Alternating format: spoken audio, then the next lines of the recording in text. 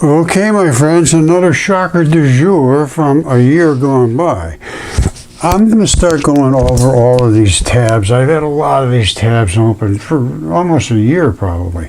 This one is 2014, and it's about CAT scans and looking at the type of tissues where the acupuncture points are. And I believe they're exactly like I said. These are places where fascia invests into other areas. In other words, they're dense areas where it comes together to hold you so that you can't go ripping out of there. The rest of the tissue is a different makeup. These acupuncture points, they have seen an anatomical density. Let's look and see what it says about this. But this shows that what I've been talking about these points where the tissue comes together. The fascia here is thin. It comes together where it attaches to the next organ or wherever it's going. And it also has a more blood vessel activity in that area, thicker. Let's see what they have to say. This is kind of amazing. These are different acupuncture points, and there's a lot of them. Why is there so many? And can we make any sense of where they are related to the muscular structure and tendons in the human body? Well, let's take a look at what a human skull looks like in multiple layers of muscle attachments and so forth. Let's take a look. Okay, there is multiple layers of tissues that are in your skull, in your neck, in your forehead, in your face, in your lips, and everywhere. A lot of depth to this, and there is a lot of abrupt transitions. And there's you see the skull here? You see those lines in the skull? That's a ponerosus tendon. You see that? For some reason that's Stroh's. Now, they declared the Mitchell-Hedges skull a fake because it had these lines, because those lines were in the skull. And they said, oh, it must have been done by a tool. They need to look at the anatomy, and it's right there in front of them. So she was called a fake her whole life, and that's just not right. That just has to be resolved and fixed, because that's what they based it on. That it had to be cut with tools because there was these lines in the head. That's a ponerosus tendon. Now, there are so many different attachment points here where muscle attaches to bone, to muscle, I mean, they're just everywhere. They're just everywhere. So I could see where you're going to have a lot of acupuncture points. I mean, I don't know if they make sense to where they are and what's here in the body itself, but there's certainly a place that there's a lot of spots that could be related to some form of acupuncture, because there's a ton of them. All right, the only way to do this is you have to see how complicated things are within the body. All of these things that are connected together have to be attached one to the other. All right, and when they attach, they have to bring some blood with them. They have to bring some lymph fluids with them. They have to know exactly where to attach. And then if something blocks up in that fluid layer, this is my thinking now. If something blocks up in that fluid layer, all right, in one of these layers that are running through here. And they put a needle in there and excite it, and maybe it opens it up, maybe it, I don't know. I have no idea. But this, look at the connections we're talking about here. We're not talking about 1, 2, 3, we're talking thousands. And then when you get up, this is just a skull. All right, this is basic. This is the basic. The other stuff was, a little bit complicated, and so is the rest of the head. What's inside there? See that? There's so many connections inside your neck, and your head, and your forehead, and your top of your head, and then this is something that should be addressed. This is ponerosus tendon, a ponerosus tendon. And it's in your forehead, and it's like a strappy stuff. And the Mitchell-Hedges skull is anatomically exact, and they saw these grooves here, and the researchers said, no, it's got to be fake, because somebody did that with a little chisel and a little dentist tool or something, which is, it's silly. That right there, my friends, is natural ponerosus tendon. So she should be vindicated. That was a real tragedy. Her whole life, they called her a fraud, and she was not a fraud. Now, you can see that there's just so much going on here. And every one of these is like a tab. And normally they come down to one little spot, and then they pinch together, and that's where you get your real dense fibers. And of course, it'll bring some blood along with it. And just staggering to the complexity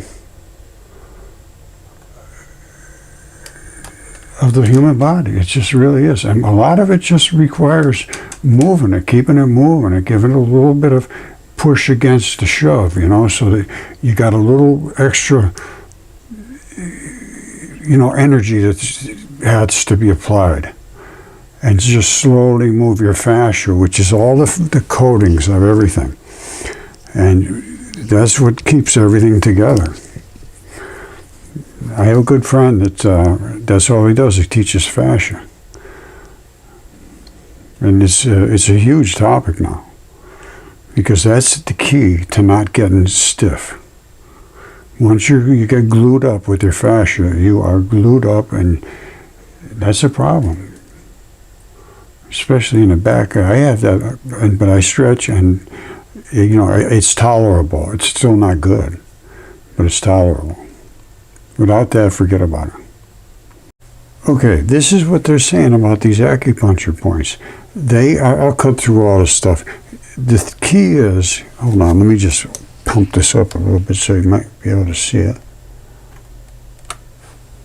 The acupuncture points have a higher density, more fibers of these microvessels, and contain a large amount of involuted microvascular structures.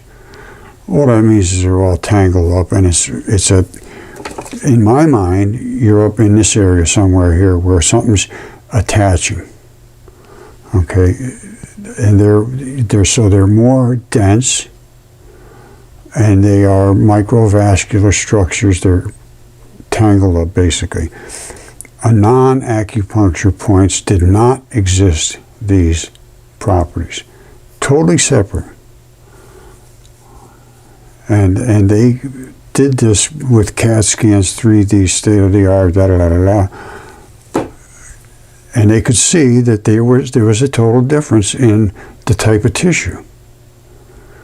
So in my mind, those spots are some form of gates that allow flow from one organ to the next, like that little tab right there. I've been showing this right along. There's two little tabs at the end here that are like vessels, blood vessels. They look like blood vessels, but they're lymph. Although there is a blood vessel too, I believe. And to them, this has none of that. But here it is that every one of them has this same density coming together, and then it spreads out like just thin. But it comes together densely here. And it has the blood vessels looking things is what showing to me. Now,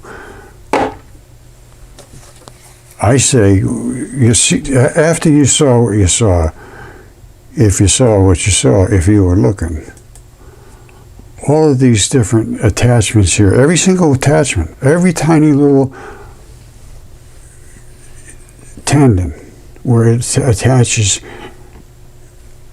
it's just like a little tab.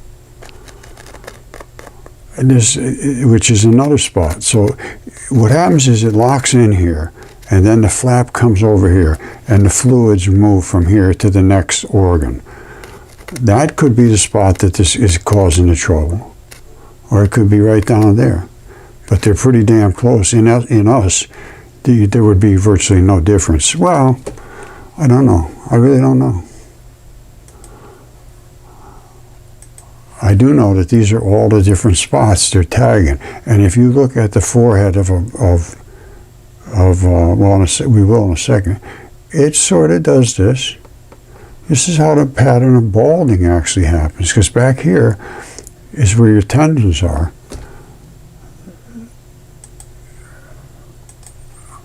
You see? It's hard. There's so many layers here. But they're showing some like across the forehead.